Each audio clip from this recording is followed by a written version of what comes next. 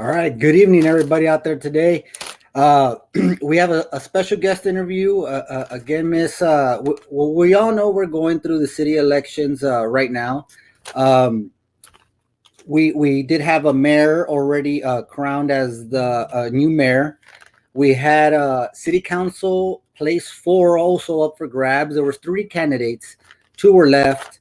So there was created a runoff. Now we have interviewed Miss Mari Carmen Perales Rangel, and as promised, we bring you Monica J. Cruz. That we She had promised us an interview, and of course, she delivered and took some time out of her schedule to be here with us.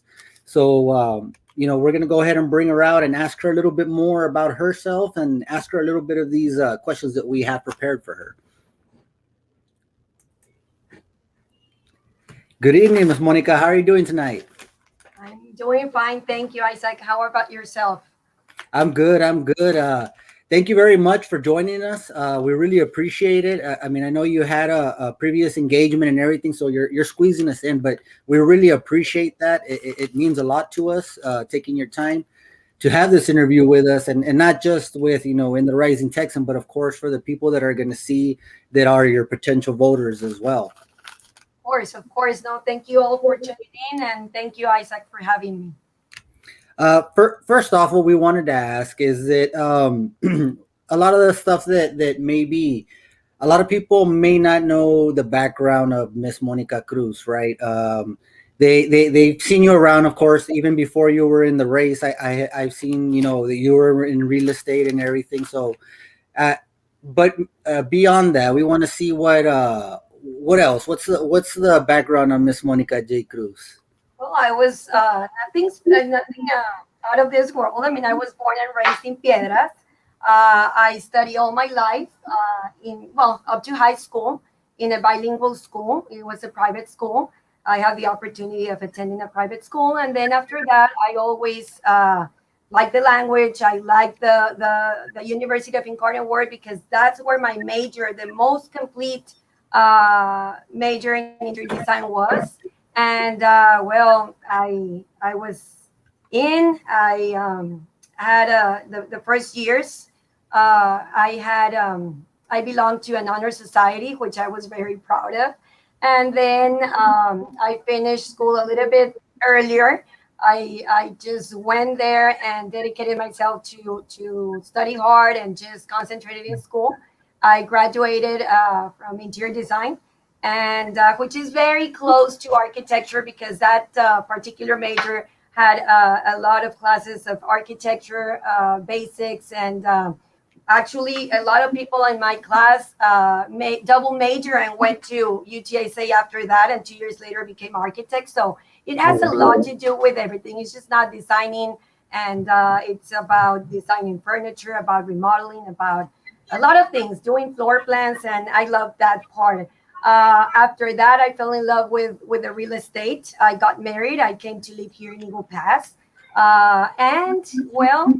Here I am after 18 years in the field. Very, very honored of meeting so many families. And I'm here. I'm very proud of what I do. And I'm in real estate. And I will love to continue doing that. So I've been living here for more than 20 years. I raised my children here.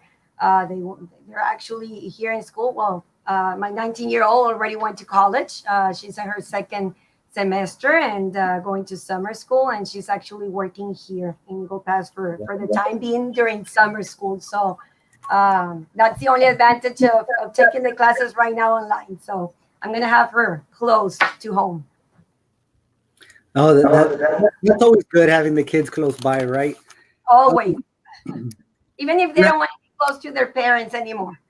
That's how it gets, right? After a certain age, they just don't want to be associated or be seen anywhere with the parents anymore, right? They will understand one day that we will always worried about them and we need them close. So yeah, absolutely. I mean, you've had you said 18 years as a realtor, right, here in Eagle Pass. uh-huh. Now, anybody doing anything of 18 years, I mean, that shows that you're somewhat successful at what you do, right? You're successful at what you do for 18 years. So my question is that being a successful realtor, why dive into politics now? Why get into the city council? What was the motivation there? I mean, of course, we know city council isn't a paid position, so it's obviously not about money, right? But what was the motivation there? I mean, it seems that you've got something going on already. We all know that volunteering for these kind of positions can be a handful and stressful. So, what was the motivation behind that? You have no idea what my dad probably will be saying to me, because since I was a little kid, I used to raise my hand in everything, and say, no, no, yeah, I'll do it, and yes, I will help him doing that, and yes, yes, yes, I'll participate. So one day he told me, you should just learn to say no once in a while, and stop doing everything, because you have to just stop doing everything when you have a million things going on. But I guess it's just my personality, never stop when there's something that I guess I have that drive, that when the opportunity presents itself, and I always believe that there's a reason behind it. And Hmm. so I took the challenge. I knew it wasn't going to be easy. And by saying that, it's because I'm not a politician. And for many years back, people that have been there at the council, they have seen me active. Sometimes going to the meetings previous years, because I either present something at the city, or I was behind the project, and or help the clients get there, or explain the process. So I was very familiar with all the departments, and they knew that I was involved. But as I told you before, I mean, I usually were, because now I'm not behind the cameras, and away from the spotlight. And by saying that is because now when you become um, you get to this point, you become more public, and people want to know what you're doing, where you're going. Yeah. They want to know everything. I understand at the beginning it was very hard. It was very difficult to me. I mean, it still is sometimes. I don't have a problem relating to people and talking about. I'm in sales, and I love to talk, as you can see. But I think the drive was, I'm not kidding. The decision happened in one night, and you're not gonna believe it, but I was in the middle of a transaction, and somebody from their family just told me that they were talking about running for city council. I say, great, now I have somebody that I can bother with all the ideas and the things that I have my list for years that I need, people to hear me out. And it will be great if somebody like you that I know can actually help me accomplish them without being there. So, and I remember she laughed and she told me, well, you should consider running. And I'm like, no, ma'am, never.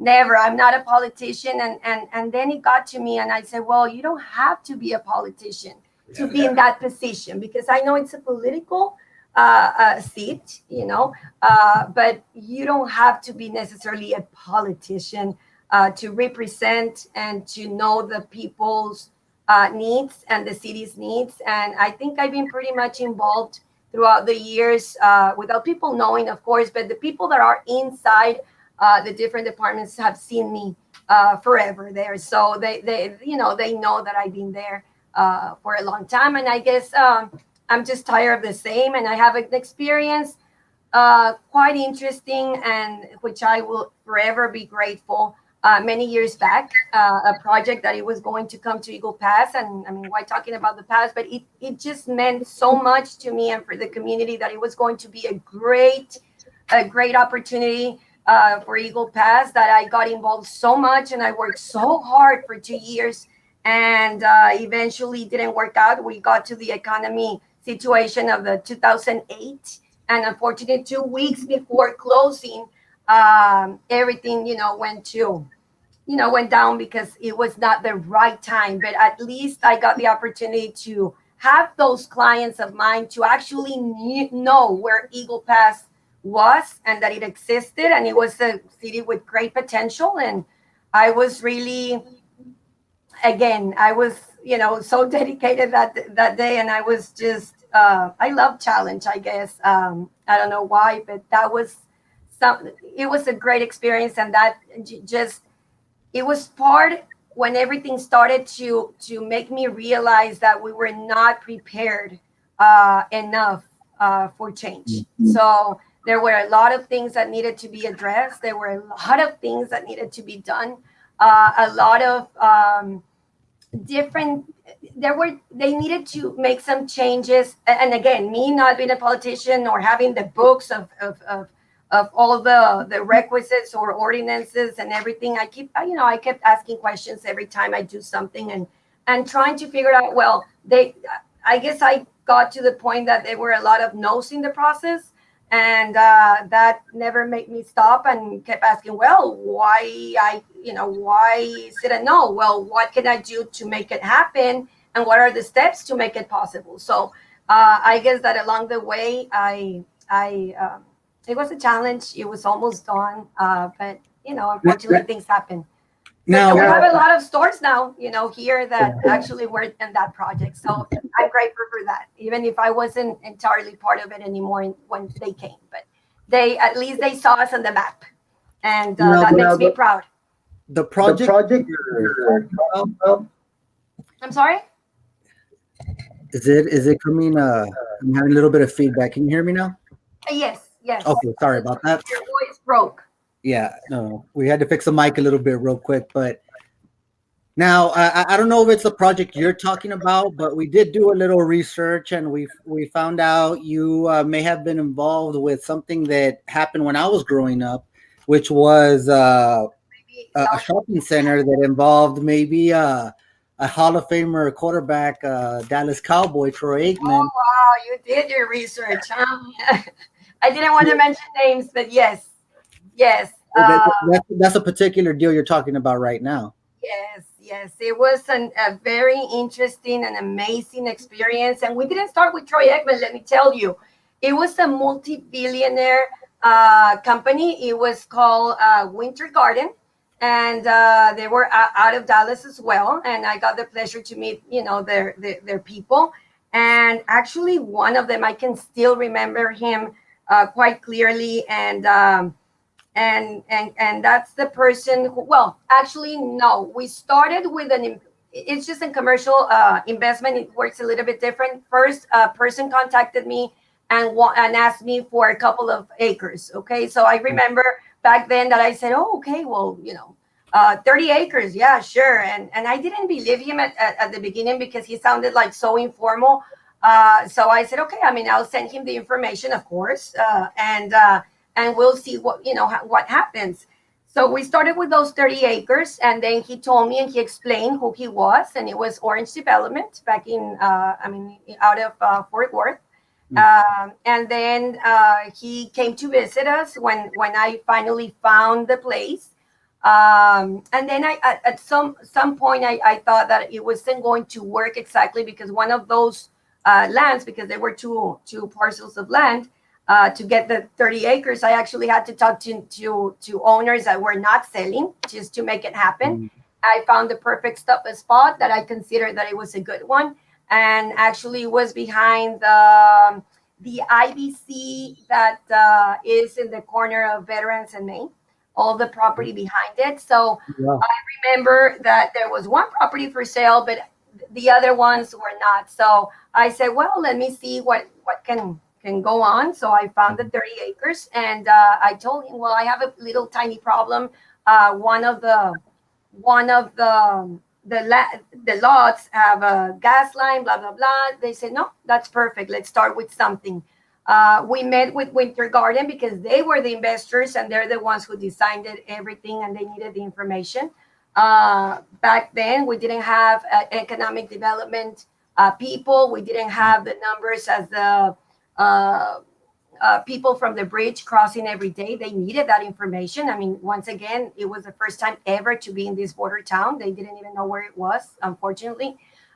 So I took advantage of knowing Piedras real well, and I kept crossing them over and over. And I had my lunch and dinners over there so that they could see how much money there was over there, why they questioned themselves. Well, how come there's a lot of luxury houses, luxury cars? I mean, it means that we have a lot of potential and we have money in Mhm. this border town. And I was like, yes, I'm telling you, we are a sister community. And well, that's how it started with Winter Garden. Later on, we were bringing really, really, really good stores. And then they had to, well, we started actually, I worked with them for a year and a half. And we did from taking pictures because we didn't have the information. We took license plate on the mall on the cars so that they knew what kind of people were coming to our mall. Oh wow. And there was something very interesting. No, I had to talk to the economic development in Piedras as well to actually have studies over there that could help us with the numbers here. I did other meetings here with the people that we had. So we tried to gather a big book with all the information regarding that issue to make them understand that we were ready for that project. And then later on, we had some issues because they have other projects before us, and it was going to take longer if we stayed with them. And they said, Monica, Eagle Pass has a great potential and we want to keep it here. We want to be the ones who open the stores here. But if we do, it means that we're going to make you wait another 4 years. We have to open other places prior to Eagle Pass. That's when I try to make it happen. And Orange Development said, I have a surprise for you. I have another investor that you will love to work with. And that's when we met direct development with Troy Ekman. And first I met, their people.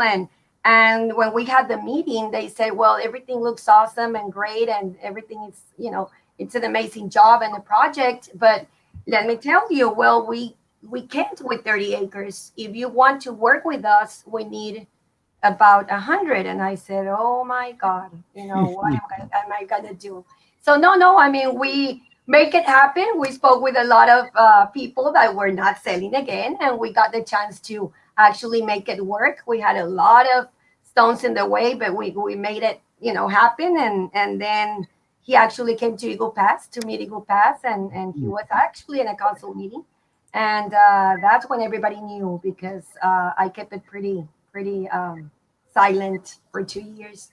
I'm a strong believer that until you're at the closing table and it closes, it becomes real. I don't like to talk about things that are not Mm. happening yet. So yeah, it was a great experience, and they believed in us. They said that we had the potential of Laredo 10 years later, and here we are 18 years later, and we're still in the same, we're not as big yet, but we're getting there. We're getting there, and we're positive. So that's a great part where everything started, and I knew we needed more. And now I'm proud to say that we have those departments, working better and better to, keep it growing. But there's a lot Well, of good now things. on the topic of economic development, I mean, you kind of touched on it, and I think this whole kind of story with what happened kind of dives into economic development. Now, I know maybe not 10 years ago, the city of Eagle Pass wasn't too diverse, or they didn't have too many avenues or the knowledge at the time to have the economic development that we may have an opportunity now. I mean, now the city of Eagle Pass has an economic development department. They have an economic development director. So, thinking with those pieces in place, how do you see you coming up to the city council? Should you win your seat, and how would you work, or what kind of ideas do you have to increase our economic development here locally? There's a lot to do, and I was actually talking to one of the members, and I said, I just kept it shorter than right now about the project. And I said, it's very important that we now have, and we see the importance of it. I mean, we need the local businesses to grow. I mean, there's so many things that we can do. We have, first, we can concentrate on that. And by the way, when that project was going on, it just caught my attention. We were the Bells and the Jesse Penny that we were number one in Texas, and I didn't know Mm. that. And they saw the sales, and it was a great deal. And they said the potential is here, and they saw that they look at the names of the stores that they were not franchises, and they told me, I remember, this is very important to know the economic. It's a very important factor to know how the economy can go from here, and having local businesses here, the more the merrier. And they said that speaks highly of the potential that this city has, and it never. I kept thinking about that over and over again. We have a lot of local businesses, and that speaks a lot about our economy. And I know that if well used and if we really understand those factors and many things that might change on the economic part, we will grow automatically without even knowing. I actually brought a person, a financial. Um, uh, well, he was somebody very smart. He was about 80 years old, and he actually offered to come for free. So I got excited, and I couldn't thank him enough. And we actually went to the city, and we discussed how to prepare our city for such a Mm. great development. And it was 800,000 square feet. And they said, and he said, it is. Um, I guess we need to start thinking big out of the box, and that's what we were lacking, or we still lacking sometimes. He came, he explained how come Eagle Pass was prepared for the project, but not prepared financially speaking, because the way we had everything working in that time, couldn't brought the numbers down instead of up. So he came here to explain how to make little changes and adjustments to actually grow and have a better economy with bringing those type of projects here. So I think we have it first locally, and then we can be prepared for big investors with great ideas, and a lot of education as well in hand, because I think that will make a difference if we really educate our people. So I'm sure that if they're really well informed, we will make them stay. Now, priorities aside, we know pandemic is up there, economic development, of course. Now, what would come in that third slot for you? Because these two, the pandemic, economic development, those are two top that all candidates were saying for city council, right, so to speak. What would be your next priority after those two? So many. My list keeps growing. I mean, and now that I'm in a runoff, I had more time to talk to more people, and there's a lot of needs, Isaac. I mean, really, it's not what people want to hear exactly what I'm going to say. It's what I actually acknowledge by talking to each and every one of them that I could possibly talk.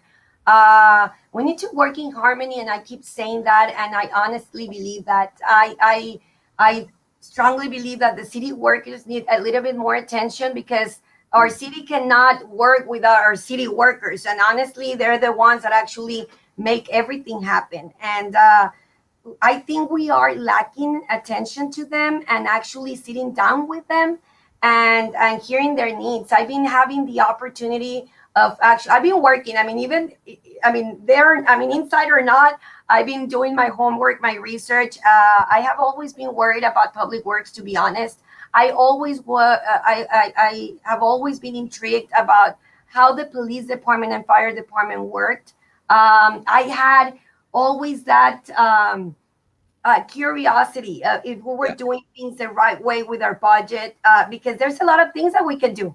But the thing is, are we actually dividing the assets correctly? I mean, maybe I'm going to be surprised, and maybe a lot of questions will be answered if I get to get there. I get the opportunity, and maybe it's not as easy as it seems. I mean, I understand that, but I'm willing to take the challenge.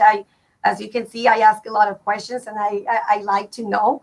And if there's other routes, I'm willing to take the chance. I think there's a lot of people that really want to help, and we're not giving them the opportunity. So there's a lot of things. I mean, I got interview I interviewed last time one of the three police officers that retired. I've been working with, I mean, I've been talking to Public Works. I've been talking to a lot of people, and there's a lot that we can do. And even with as I was mentioning earlier, I mean, even something so simple, Isaac, like I was walking on West Lakes, and I spoke with a wonderful couple, and they said, "Ma'am, we've been trying to just get the sidewalk, done for years. We've been living here for more than 10 years, and it never has been done." He even mentioned, "I can give you everything, all the material. Just bring me the people to do it." So, why? I don't think it's going to be so expensive to actually lend them, the machinery to do it or the equipment. So I think, I mean, just by talking to them and allowing them just be actually there. I know that sometimes it's going to be hard to attend to everyone's calls, but I think that if we take the time, or we, I guess regroup, or have the support back then, behind our backs also, we need to delegate and actually find out what are the needs. Yeah, Yeah, We can do it. really, really. that's Um, um, one of the one of the questions questions that that I'm sorry, it's coming back a little bit. There you Yeah, go. How hello, about that Grace. now? You're good. You're good. Yeah, yeah. I'm getting an echo. I'm not sure why, but now a lot of the thing that has been, I think, the theme of this city council is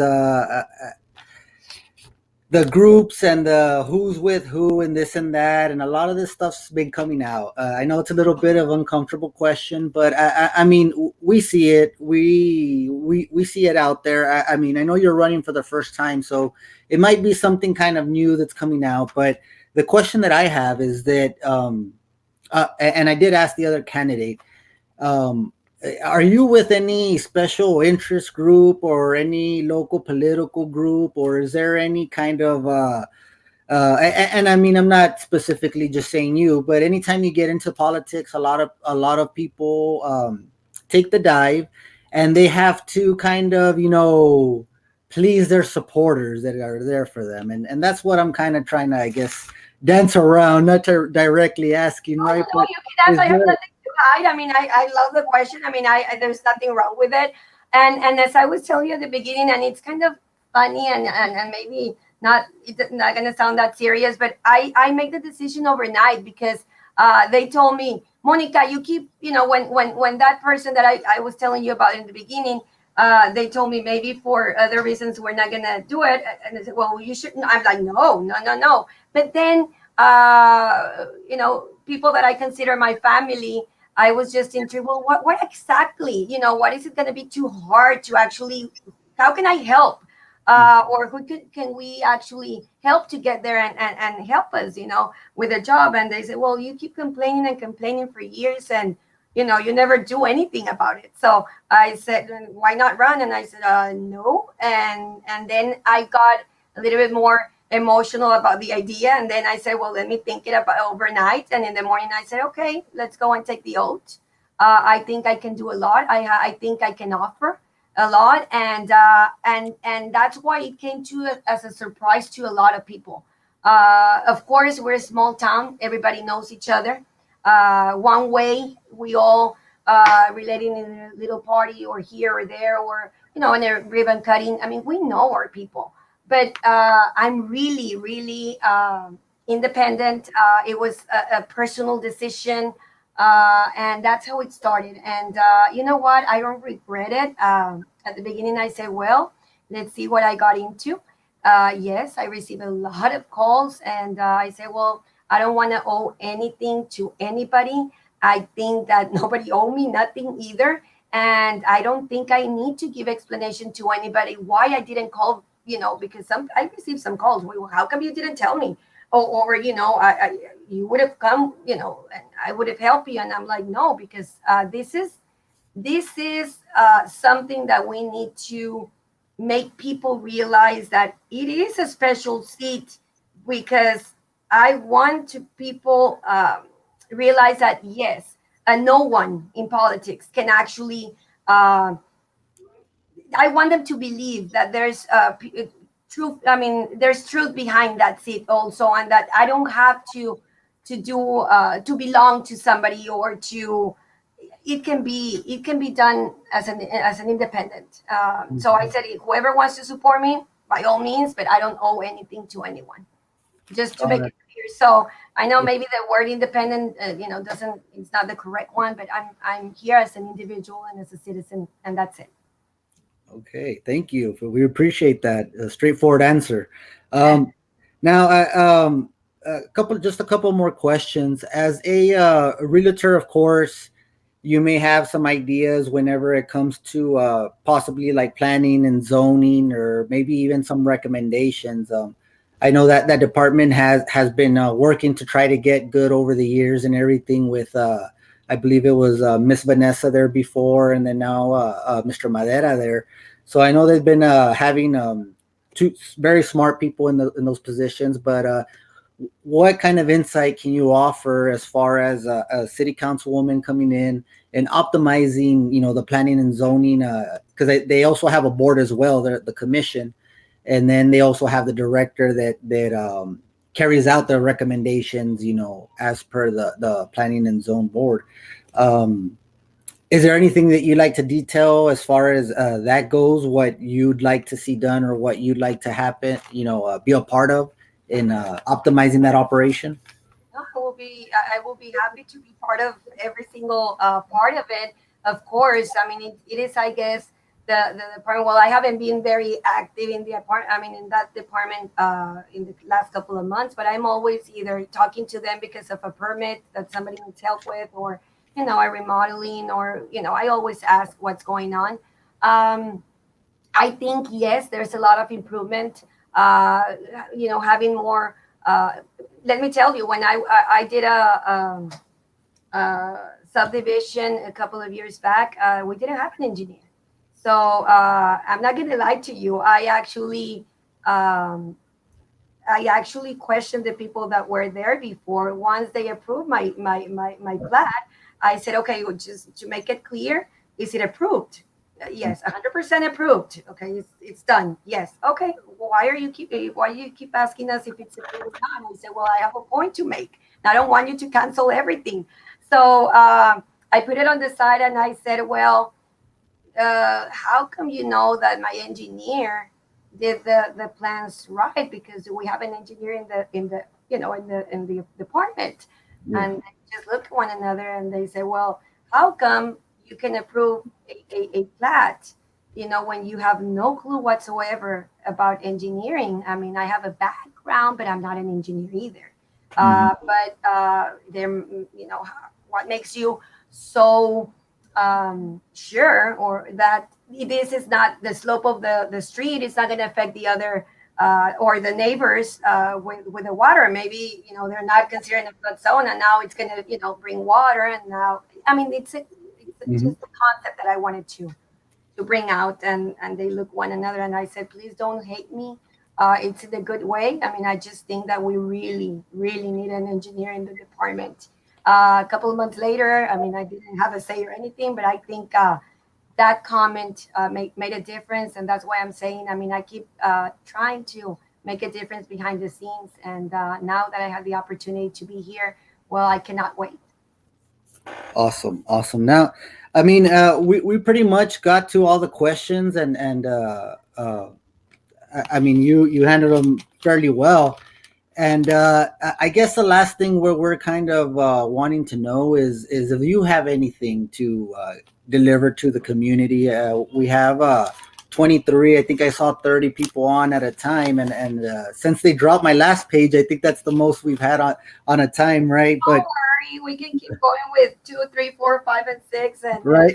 you're doing your job great, and you're doing a great job, and we need people with the truth behind, and I really congratulate you with what you're doing, and Thank well, you. you're also a proud citizen of Eagle Pass, and that means a lot. So thank you for the opportunity, and I mean, we're still in early voting. A lot of people had a confusion with the runoff, and what it meant, and a lot of people thought that we had a winner already, and they already voted. So they don't really know what's going on. We've been trying to get the word out there as much as possible, but we still realize that a lot of people are not getting out there because they are really not even aware that we're in the middle of an early voting and a runoff. So I urge people to really get out there. Tomorrow we're going to have special hours from 9 to 1. I need to invite all the community. It's very important. A lot of people think that it's by precinct, precinct 4. No, it's the seat 4. It's the city. So all the city, regardless of what precinct they are allowed to vote for this seat. So please, people, give us a break. Come out, vote. If you have any questions, any concerns, just reach out to us. We're there all day, as you can tell. I mean, I'm sunborn. I'm always there from 8 to whatever hour we have. So you're going to find me there and happy to answer any questions gladly.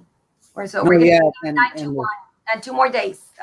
Monday from 8 to 8 and Tuesday from 8 to 5. And then, of course, next Saturday, election date from 7 a.m. to 7 p.m. and then at the courthouse to wait for results. So we cannot wait, and whatever the results might be, it's been an honor running this journey, running this campaign, and it's been an amazing journey, to be honest.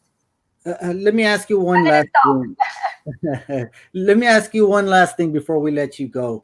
What is the vote count right now that where we're at? I mean, it started on Monday, correct?